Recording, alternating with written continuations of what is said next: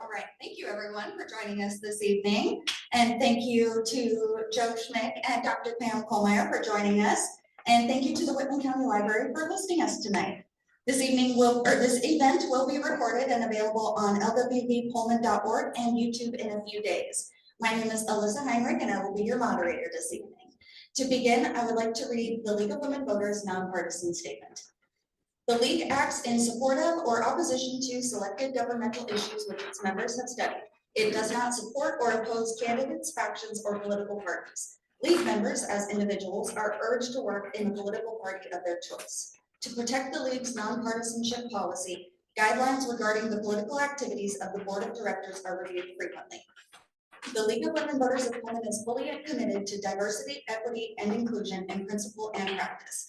These concepts are central to our current and future success in engaging all individuals, households, communities, and policymakers in creating a more perfect democracy. We acknowledge and honor the first people of the Palouse region and their descendants, including our neighbors, the Nez Perce, Colville, and Coeur d'Alene tribes. Okay, let's review how things are done. Please write your questions for the candidates on the note cards on your seats, and we have more at the table up here. You may ask as many questions as you like. Please make sure your questions are legible and raise your card in the air to be collected. League members will collect your questions and sort them by topic so duplicate and similar questions can be combined or paraphrased. We will get to as many questions as time allows, but as I've done in the past, I will gladly collect the leftover questions and type them up for our candidates to read at their leisure at a later date. Please silence all your cell phones and refrain from clapping, booing, or other disruptive behavior. Our candidates will have 3 minutes for opening and closing remarks and 2 minutes to answer each question. I will repeat the question before each candidate answers, and I will repeat the question before each candidate answers. Let's begin with opening remarks. Did we establish who's going first? No. How's alphabet sound? Alphabetically? All right, let's begin with Dr. Pam Kohlmeier. You have 3 minutes and your time starts now. I'm going to assume this is on, yes? No. Oh, just kidding. We'll wait for the timer then. let her fix the microphone. It should be in the bottom, an off and on switch. Hello? Nope.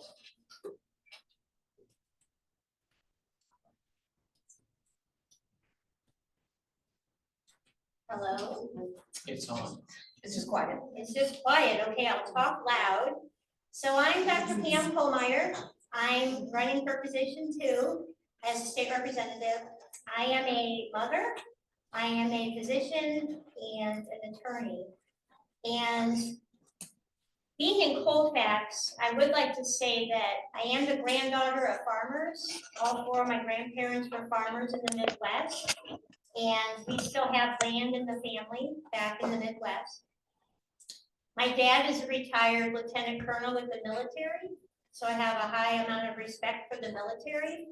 And one would think, thinking of those 2 things, you would think that we're both Republicans. And I will say I was a Republican until I was in my 40s. And the reason why I shifted to being a moderate is because I really believe in individual liberty for all of us. And the way that women's health care became politicized was really troubling to me. And so I have a lot of the same core beliefs that the person sitting next to me probably does, but I will say I am different in the sense that as a representative, I will represent all. We all have individual liberties. I would say too that I practiced emergency medicine for 15 years. And the reason why I'm doing this is because we have some real issues with healthcare. I don't know how many of us have had access reaching physicians when we need them. There aren't enough providers available. The opioid crisis is a mess, and that contributes to homelessness. But the real reason I'm doing this now is one of our adult children died by suicide 2 years ago.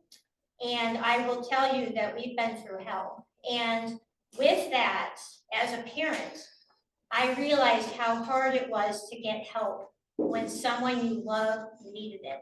Our mental health access is not okay. And that's the main reason I'm doing this. In the process, I will tell you, I have traveled all throughout the 9th legislative district. I've been to Pullman 9 times. I've been to Clarkson a couple of times. I've been to Asotin, meeting lovely people and learning we need to do more to help families now, not just with mental health, but actually with jobs as well. And my big plan is to help make sure we have broadband access all throughout our rural communities. So we have access to telemedicine in our homes, whether you live in rural, wherever, or you live in Spokane County, you can flip open your computer and access a doctor right there. You have access to education that way as well, and jobs. I worked in a virtual job for the last few years. I was based out of Olympia, even though I worked in Spokane County. So those things are projects I would do for the 9th LD, and I want to be your voice. Thank you. Thank you, Joe. Thank you. I don't think this thing is working at all. Good job. Ben. Time to make.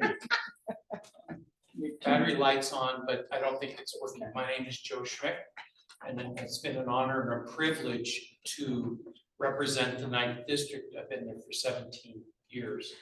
I farmed for 35 years, grew up in this community, no longer farming.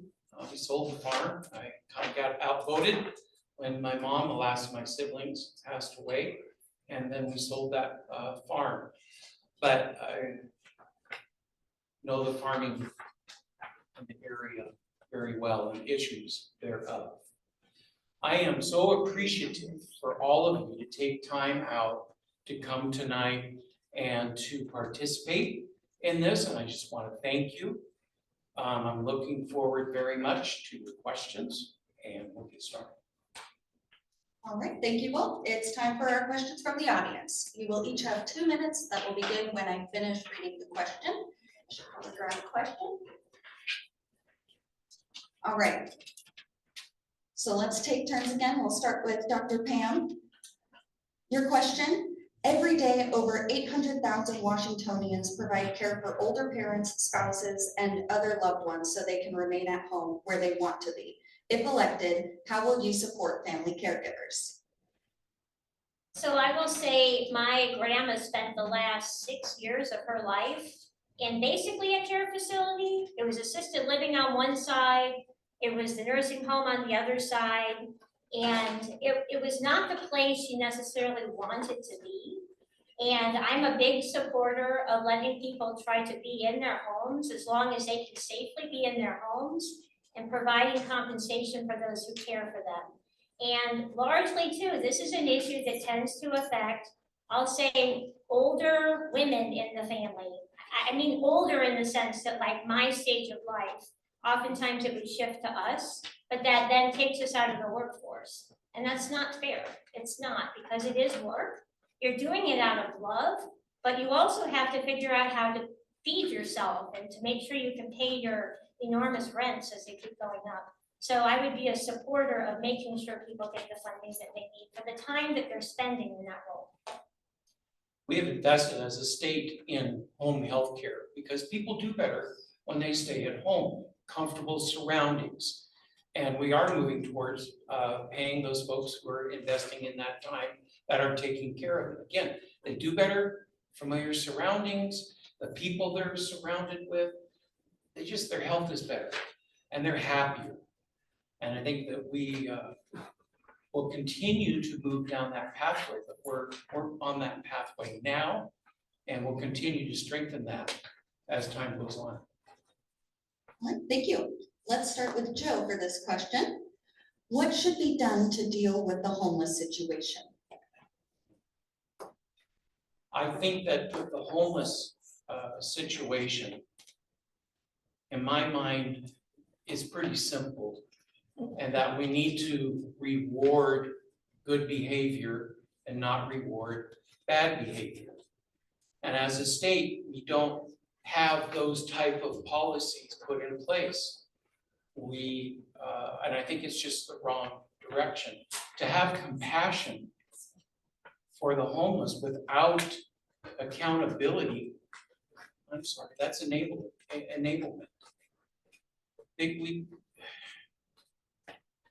I am all for helping those who want to get help. That means they got to get cleaned up off the drugs, so they can make a rational decision. While they're high and whatnot, they can't make good decisions. They've got to be cleaned up. That's step one. Step two, and then we offer, well, we can do this to help you with your addictions. But at the end of the day, if they don't want help, it's hard for the state to help them. And yes, we need housing, that's part of it, but we need housing as a carrot and accountability. Thank you. Dr. Pam, what should be done to deal with the homeless situation? So the homeless situation is very complex, which is why I think having a physician in the house would be helpful. When I taught for the Master of Public Health program at Eastern Washington University, I was the instructor teaching on health policy and law, but I learned so much. I learned that you can't just react to the problems that we have. You have to look upstream and figure out, why is this happening? And if you look at individual people that are homeless, they are people that are daughters, they're sons, they are people who are part of a family. And if they didn't have access to the mental health care they needed when they were young, they're more likely to dabble in drugs. And so we have opioid issues, we have addiction with alcohol, all kinds of different drugs. And so you can't just react and say, well, we have a homeless problem. What are we going to do to house people? Well, we have an opioid crisis too, and addiction. We can't just go there. We have to look upstream and think, we're not funding mental health well enough so that people can get the help they need when they're young. So but when they work down, they end up not needing addiction to feel better. They have medication, they have a psychologist, then they have productive jobs. Then they're members of our society that we're not afraid of, that aren't on the street. So we have to focus there. Yes, we still have to make sure if someone is homeless, they too need to be dealt with compassion, give them access to food, give them access to counseling, give them access to healthcare, give them access to social work to look for jobs. No one wants to be homeless, but we don't know what their story is. Maybe it was even domestic violence. Was it their fault? No, maybe it was safer to be on the street than to be at home getting beat up. So we have to look upstream though and deal with the problems up there. Thank you. All right, we'll start with Dr. Pam for this question. Extension is being gutted, yet it does more for rural Washington than any other source of information. For rural health, extension is a necessity. What will you do to bring back the extension service? Can we elaborate on what we're talking about? WSU Extension is an extension that puts out by the College of Agriculture at WSU. There in every county, there's an extension agent. The extension agent helps with the expertise, whether it be for cattle, for crops, for any number of agricultural issues. And oftentimes they're also the source for the Master Gardener program, teaching people how to grow food, how to can food, preserve food safely. And it's a vital program, and we need to do. And it's not received the importance of funding as it has, and we need to fund that better. And so it's something I actively work. Okay, would you take that as your answer for that question? That was beautifully said. I didn't know what the extension service was either. That was beautiful. We appreciate you. Thank you. All right, so Dr. Pam, knowing now what the WSU Extension Service is, what will you do to bring back the Extension Service? So I would sit down and have a conversation with Representative Schmick and the farmers that I just met here today and others as well, to find out how we can collaborate and work together to make that happen. It sounds like a great idea. It's something I'm not an expert in. Medicine's enough, but I am open to listening and learning and making sure that we have healthy food sources and we have opportunities for jobs in the community. So yes, I would be supportive.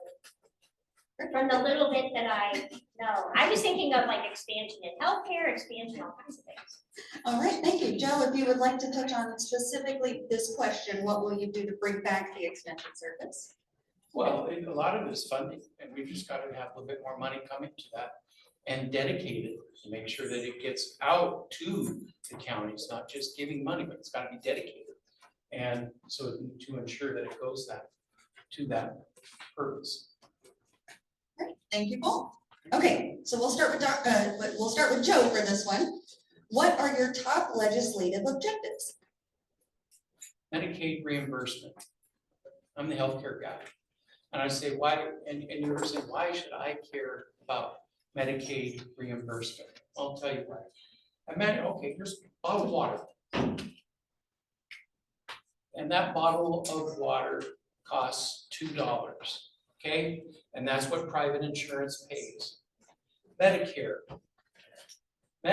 pays $1.30 for that bottle of water. Same bottle of water, but they pay $1.30. Medicaid, what the state is responsible for, pays 67 cents for that same bottle of water. Same bottle, same procedure done at hospitals and by doctors. But when we do not compensate them properly, it is a cost shift to that private insurance. It's a hidden tax because any provider, hospital, clinic, they've got to make that all up on the private pay and the private providers. To me, that is one of the biggest things that we need to do. Secondly, we need, and I'm going to stay in the healthcare world, we need some wraparound services. When we get somebody clean, then they've gone through the drug treatment and they're done. And the counselor says that they're good and they're stable. We need services for them after they get out. Because otherwise we'll go right back to the same place, the same people, and most likely use drugs again. And I ran out of time, but those are my top two. Those wraparound services after somebody's gone through treatment and the taxpayers invested in helping them. We need the wraparound services afterwards to keep them clean. Okay, thank you. All right, Dr. Pam, what are your top legislative objectives? So the first one, I'll just say, I don't disagree with the two that he gave. I have not been in office for 17 years where the Medicaid has been so horrifically funded. And so I would say I'd be a different voice at the table. I'd be in the Democratic caucus helping to fight for those rates to go up. Because right now, providers aren't taking that many Medicaid patients, and it's hard for people with Medicaid to find providers. I know that firsthand as a doctor. I worked in the ER where you just treat everyone, but if you're a private practice, you can pick and choose.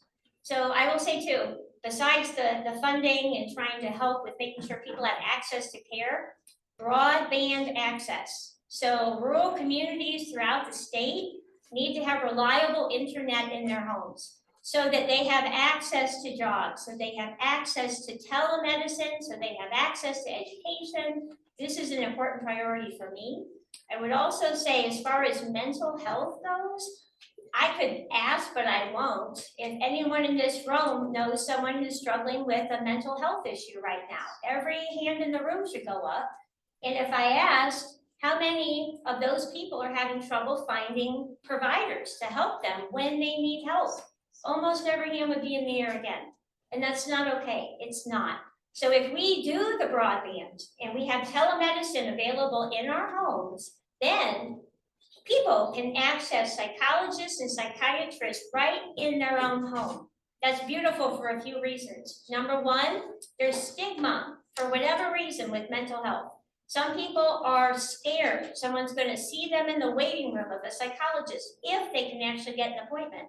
And to take an hour off work to drive there, a half hour to sit in the waiting room, an hour to have the appointment, an hour to drive back, you almost need a day off of work for some people. So having telemedicine makes so much sense. And right now, rural America doesn't have the access that they should. Thank you. All right, Dr. Pam, this is your first, you will answer first to this question. We have two sons, ages 18 and 20.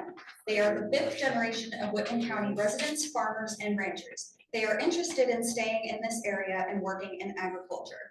What will you do or not do to support agriculture and their future? So as the granddaughter of farmers, I have a big appreciation for farming. Also too, it does a lot for our economy in Washington. I would say, back to the broadband, I would make it so that people also choose to want to stay in rural communities, because it's not like they're choosing whether or not they're gonna really have trouble with healthcare, or they're really not gonna have access to go finish their BS degree if they want to, or that they're not gonna be able to have maybe a part-time job or something like that, because there aren't options in their town that they live in. And so providing broadband access so they choose to stay in their community will help, and farming is a business. So then they have reliable internet to do their business with. So I would say that's one big thing I would do, and two, I would be a sponsor and support farming initiatives that would help keep farming. I shouldn't even say keep farming a viable thing, because it's tough. I mean, it's tough to make it to farming. Unless you're one of these big mega businesses, you know, that have so many people working for them, and they have all these different properties that they either rent or they own or buying up. It's hard for the small farmer. I know it is. And that needs to change, because there's beauty in farming. It's hard work. It's something that tends to stay in families for generations, and that's a beautiful thing. Thank you. All right, Joe, what will you do or not do to support agriculture in the future? I think the first thing is we gotta have the state follow the law. And I will say, look at the Climate Commitment Act. Farmers were exempt from paying that tax. And I had a bill to get some money there so they wouldn't have to pay it, they turn in their receipts and get some money to be reimbursed. That didn't happen. Senator Schessler had another bill, do the same thing. That didn't happen. And I kept working with the Department of Ecology, and they kept saying, there's no problem. They're not paying us. But every farmer would show me their bill, and it would say, Climate Commitment Act, here this much. Now, they were able to put $30 million for farmers to claim that back in the last budget. Estimates from the Farm Bureau and the Trucking Association, who also was exempt for markets going to market, for products going to market, they were also exempt from paying that. They estimate that this is to the tune of $250 million. I'm sorry, that's $250 million out of the growers and the truckers' pockets. So that's the first thing, is getting the state to actually follow the law and to do what the bill said. Secondly, the regulatory pressures that are on all the growers are phenomenal. And I do believe that it is part of the problem we have with ag suicide. I spent the day in Ellensburg working on a mental health committee on that issue today. And we're gonna have a plan to take better care of the farmer, to offer them some services when they're hurting and helping to keep them alive. So the regulatory pressures, we've got to keep the agencies in their lane. And then the state needs to follow the law so that we're not putting extra financial burdens on our growers. Thank you. Okay, Joe. What is your stand on keeping or removing the dams on the Snake River? I think we need to keep them. We need the electricity. We also need fish. Did you know that if you've not gone down to the fish ladders down at Lower Grant, I'd suggest you go down there, talk to the fish biologists. Because the Nez Perce tribe has their biologists there, and Fish and Wildlife has their biologists there. You will learn a lot. And countries from all over the world are coming to see what they're doing. Yes, can we do better? Absolutely, because we need more fish coming up the waterways. But we have those dams for power, for flood control, for recreation, for transportation of products. Boy, just think if we don't have those dams, put that many trucks on the road and how safe your highways would be. Every barge is 100 semis. Just think about that. And we're going to put all those trucks on the road. Think about how safe your county roads are and your state highways will be. And even if we invest a lot of money into railroads, can't move the volume. We don't have enough tracks, enough places to ship out. This is an agriculture area. We need to be able to move those products. So I am in full support of keeping those dams here. That and for the power, the state has enjoyed for years low-cost power, and that's often been a driving force for industry coming here.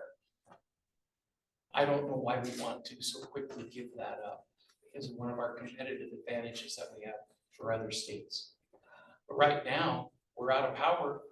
We need 4,000 new megawatts by 2030, or we're going to have to see brownouts. That's just reality. That is the growth right now, and where those 4,000 megawatts going to come from. Thank you. Dr. Pam, what is your stand on keeping or removing the dams on the Snake River? So my stand on the Snake River dams is basically, I mean, we can discuss what we think should happen, but the reality is it's a federal decision. It's not like they're looking to us for the state legislature or Representative Schmick or future Representative Kohlmeier, if I'm so lucky. It's not up to us to decide. So rather than debating that issue, whether or not they should come out, if they come out, the legislature here in Washington has to be prepared to make sure we do have transportation sources for all of those goods, that we have disaster control. I mean, what if there's flooding? Like the government should not take out the dams unless there's a plan about what's going to happen if there are floods. What are we going to do about that? And water sources, clean energy. Of course, we need to have clean energy. We already have an issue with energy.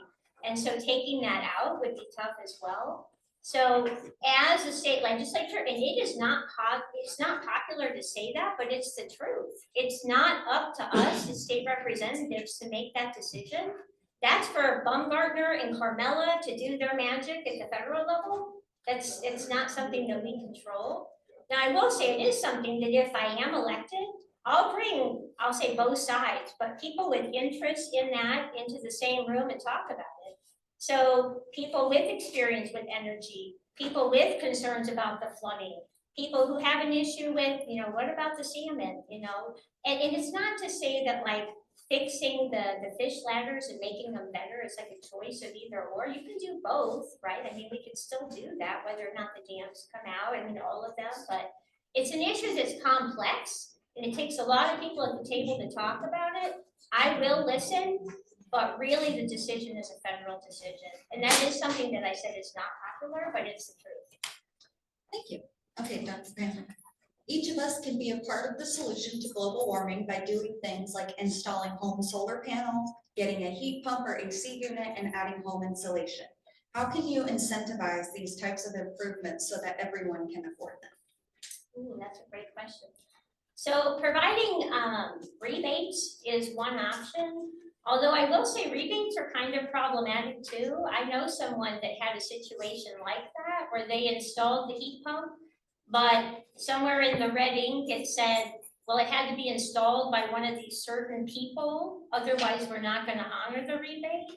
So even though they did that trying to save energy and whatnot, try to do the right thing, they felt like they got scammed. I don't know if that's true, sorry. They got scammed, and that's unfortunate. So you don't want to like have the details so tough that it doesn't do the benefit it's meant to do.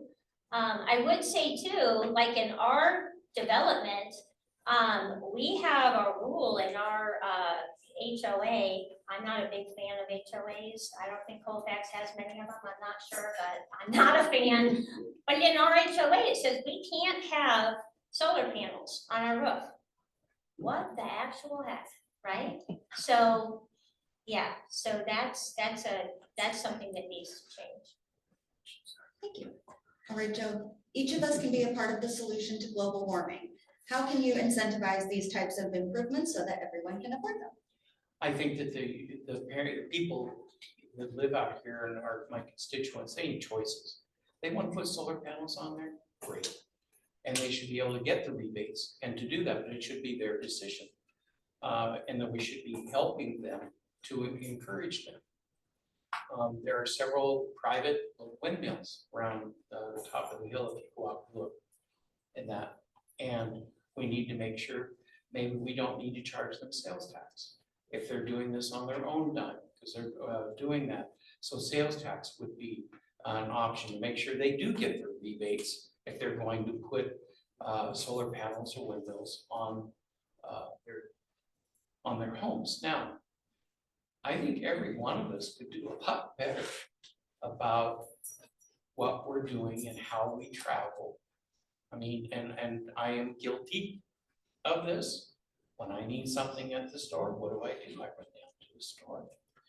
That's a choice. And I would say that's a poor choice. I should be got that ahead of time. We all can choose I've chosen to drive less. It's harder in a rural area because we have to drive to everything. But when you go, you do all your shopping, you go to the doctor, you get all your business done in that one time. That's something we all can do, and we all can do better, and to make a choice. I think that those individual choices are important, and we should be encouraged to do. It's pretty simple, but effective and helpful to our environment. Thank you. Okay. Joe, the rising cost of living has a dramatic impact on older adults and people with disabilities living on a fixed income. What do you plan to do to address economic insecurity for people living on fixed incomes? There is something that they're actually looking at right now in the legislature, and that is limiting the property tax increases for those that are seniors living on a fixed income, because property taxes are high. Now, that being said, if you do that, it's a cost shift to everybody else who is paying the full weight. So that's the trade-off, and it's tough. But that is the trade-off. If you give, there's programs for seniors right now, and maybe we need to adjust the income levels to be so more can take advantage of it. But if you expand that, it's a cost shift to everybody else. We have those for the veterans and those that have served our country that find themselves in that position, that they're able to take advantage of these. But again, you're shifting that cost to someone else when you do that.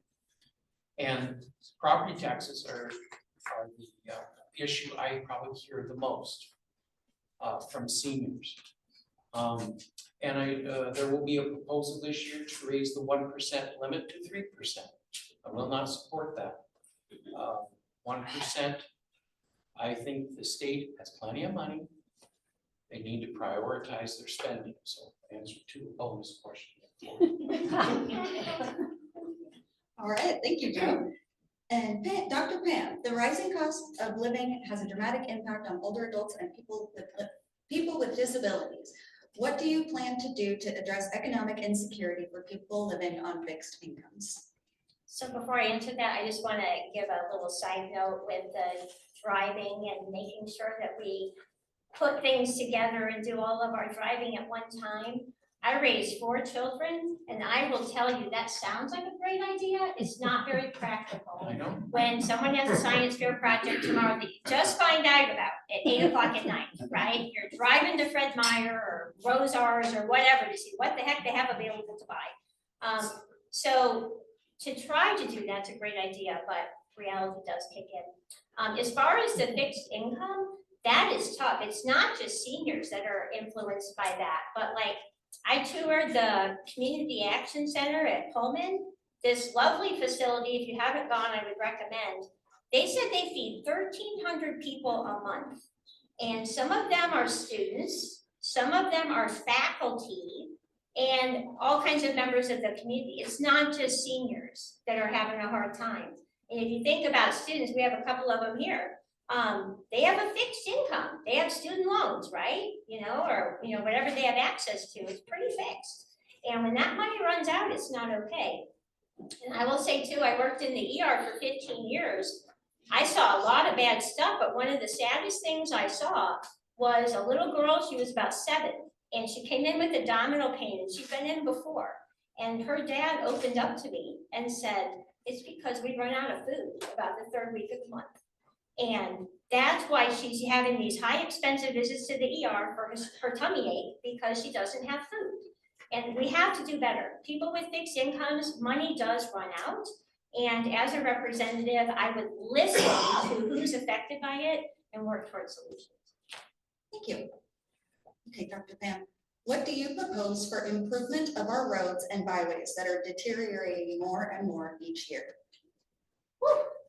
I don't know how many of you drive in Spokane, but we have a lot of potholes. So yeah, it's tough because the roads, I mean, people making budget decisions about how much money we have for our roads are largely on the west side, right? Well, we have a lot of roads over here and all of them are at risk to potholes and some of them have potholes.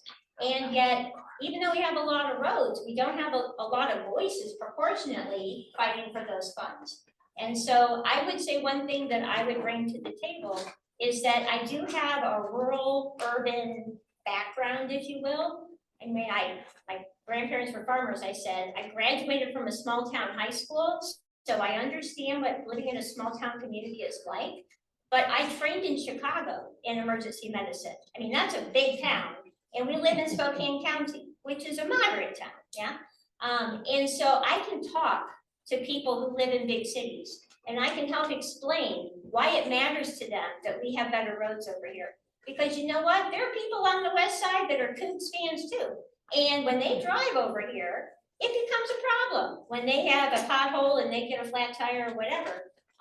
But knowing how to talk to people on the west side is something that I can do as kind of a bridge.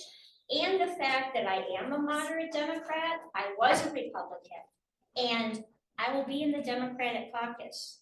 And so I think that that will help as well to make sure we get funding here that we need. Thank you. Joe, what do you propose for improvements of our roads and byways that are deteriorating more and more each year? There's going to be a funding package this year. Of what that looks like, not sure. For Eastern Washington, the roads fall into the category of preservation. We need preservation money to keep what we have, to keep them up for maintenance, and that has not been priority because we, in the legislature, we tend to like big shiny new things. And the big shiny new things, you've gone to Seattle, Highway 18, that interchange there. Well, that's already $1 billion with a B over in cost overruns right now. And the cost overruns and the current projects that are being done are significant. Now, I will tell you what I don't want. I don't want a road usage charge because as we all live in a rural area, we're already paying a road usage charge because we burn more gas. It's a user's fee. If you drive more, you pay more. But to add in addition a road usage charge on there, where you're gonna have to pay per mile, I struggle with that. Electric cars, they're not really paying much to our usage of our roads. And they're gonna have to pay, I believe. But it's gonna take more money into the system. And there will be a package this year. What I'd like to see is cars that are sold, that sales tax, instead of going to the general fund, should go to the transportation budget. That's where that portion of the sales tax should go. That would give them a big boost, but we're about, I believe the number I saw, we're in that $3 to $5 billion short for maintenance. And we've still got, okay, I see the 30 seconds. We still are under court order.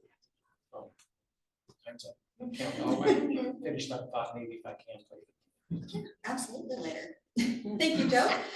Your next question, what is your position on exporting Washington water to California? No.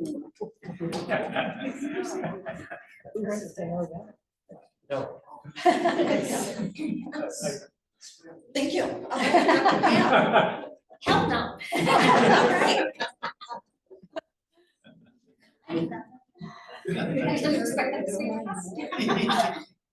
Okay, Dr. Pam, do you favor switching to an income tax rather than a sales tax, which hurts low-income people more than those with high incomes? We don't have that option with the way our state constitution is written. I will say our current taxation is really hard on lower income workers. And it's not a fair tax system, and people at the top tend to do much better in the taxation system that we have right now. And that's not okay, especially because people who do work full-time can't afford their rent and their food, and anyone who works full-time in this state should be able to have those basic things. Renting a one-bedroom apartment, having food to feed themselves and their family. And so we need to do a better job with that. Thank you. All right, Joe, do you favor switching to an income tax rather than a sales tax? Well, as my opponent stated, the Constitution does not allow for that. Although some would say that the capital gains tax is an income tax. Although IRS and every other state in the union calls it an income tax. So we've kind of circumvented that, and we have one already now. We have B&O tax, which is a gross receipts tax on businesses. We have property tax. We have sales tax. We have excise taxes out the wazoo. I think we need to learn to live within our means. The budget has grown since 2008 from 35 billion to we're over 70 billion, 72 billion right now. Has your income gone up double in that period of time? Mine hasn't. I think we need to prioritize our spending and eliminate those things that don't give great value, to concentrate on the areas where we do need to spend and concentrate on those. It's about priorities and budgeting and spending, and I believe that that's where we need to focus our attention. So no, I do not support an income tax, and would never support one. Okay, thank you. This will be our final question, so a reminder that I will gladly type up the rest for our candidates at a later date. This one's going to be a little long, if we need it to be. For Joe, do you support the 4 initiatives? Would we like a quick description on the 4 initiatives? I'm seeing some head nods. 2066 regulates energy services and natural gas. I-2117 prohibits some type of tax credit trading. Carbon tax credit trading, thank you. I-2109 repeals tax on long-term capital assets, and I-2124 is state long-term care insurance. So do you support the 4 initiatives? Yes, and I will be voting yes for all 4 of them. But I would remind folks, vote yes to pay less. Thank you. All right, Dr. Pam, do you support the 4 initiatives? No. The main reason is we just talked about how bad our roads are. And so if you vote yes on the one that funds the roads are going to be worse.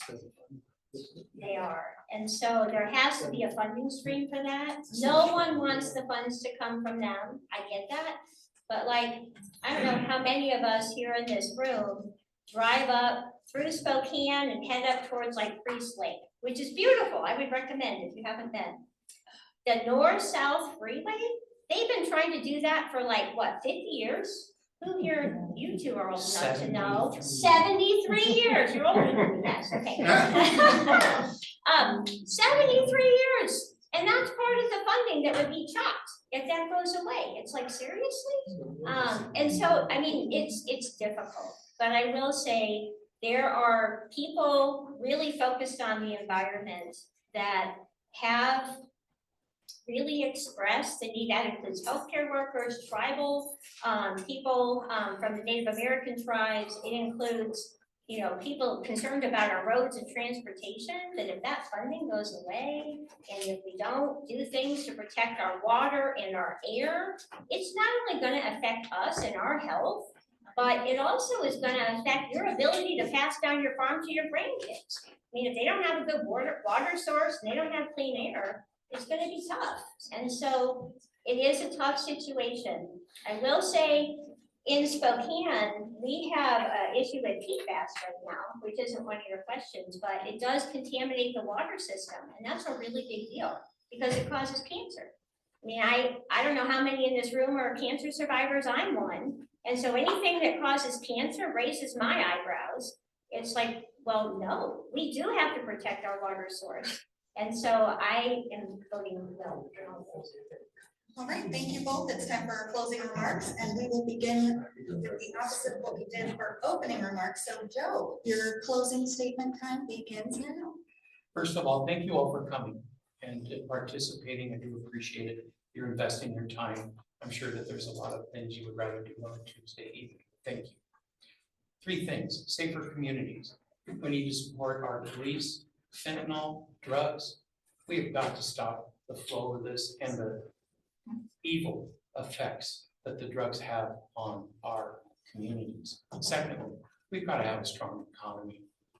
The initiative on the carbon tax, what's happening here is people from Pullman drive to Moscow to fill up, it's cheaper. In Spokane, I looked last Monday, I checked the price difference between Colfax for a gallon of regular and at Post Falls there at the Maverick station was 80 cents a gallon. Now what happens is when people drive over to Moscow from Clarkson to Lewiston, from Spokane to Post Falls, they drive over there, we save this much money, we can afford to eat out now. So they eat out, they buy their incidentals. We're killing our small businesses on the borders. That's just reality.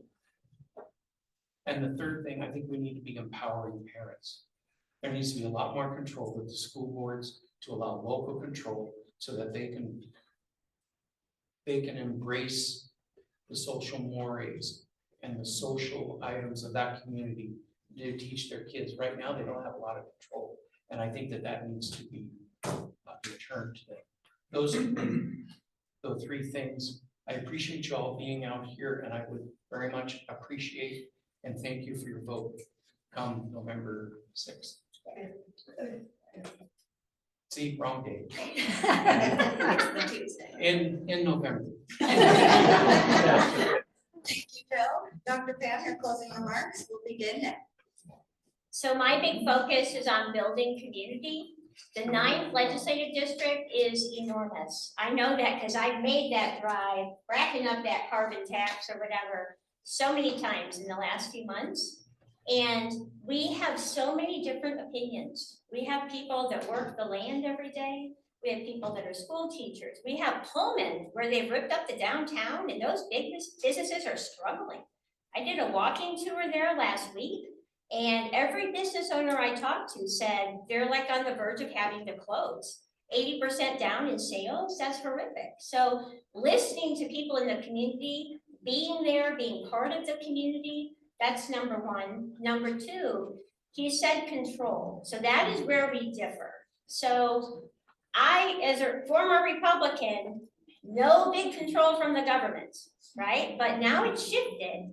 Local control over what your kids learn? No, because what the code message of that is, are we teaching acceptance of others? And we absolutely have to do that. If we're going to prepare our kids to move forward in society, they have to learn about differences. We are a melting pot as a country, so we have to learn to appreciate all. So that is a big thing we differ on. I would just ask, if anyone thinks that's a bad idea, would you really think, you know what, let's leave it to the local school board to figure out if we need to require math to graduate. No, you wouldn't do that. English, no, we're going to teach Russian instead. Locally, we can decide that, no, right? To get our kids prepared to succeed in society, whether they want to farm in Colfax or they want to go to New York or whatever, they have to be prepared to know how to interact with the world. So we need to do that, and that's not a local decision. The other thing with control, women have control over their bodies, just like everyone else. I would just say it would be a horrific thought to think for a man to get a medication for erectile dysfunction that the government gets to decide if that's okay or not. No, it's not okay. It's your body. Your body, you deal with the side effects, you deal with the risks. It's not just life or death. I mean, as a physician, I'll tell you, for a woman to get to the point where she's going to die because of a complication with pregnancy, lots of brain cells, like millions of brain cells have died. Cells in her kidneys have died, right? So to get to that point of death, there's real damage that's happening to that person who's someone's daughter, who's someone's wife, and that's not okay. That's control of the government gone too far. So that's where we differ. I will try to build community. I want to bring your voice. And I will say too, I will focus on mental health because we need it. We need help. And I hope that I'll earn your vote. Thank you.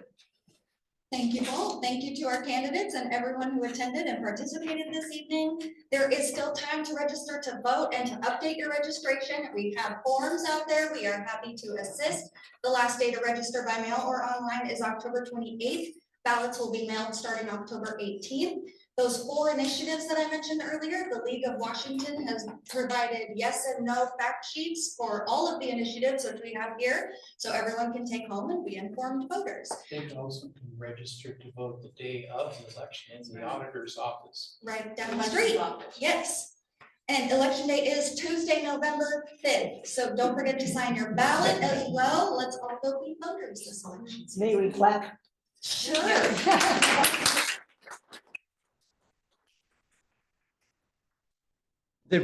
This is being recorded. It will be available sometime tomorrow on the League's YouTube channel. And if you don't know how to find that, go to the website, which is right there, lwvpullman.org, and click on the YouTube, and it'll go right to the recording. Thanks, Bob. Thank you, everyone, for joining us. Tell your friends.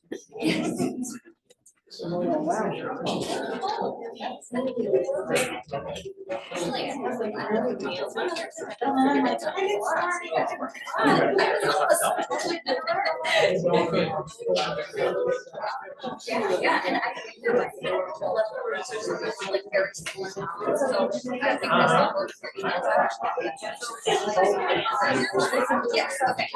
If you're on the website, or do you have it? Okay, that's. But you're the, I can get your email.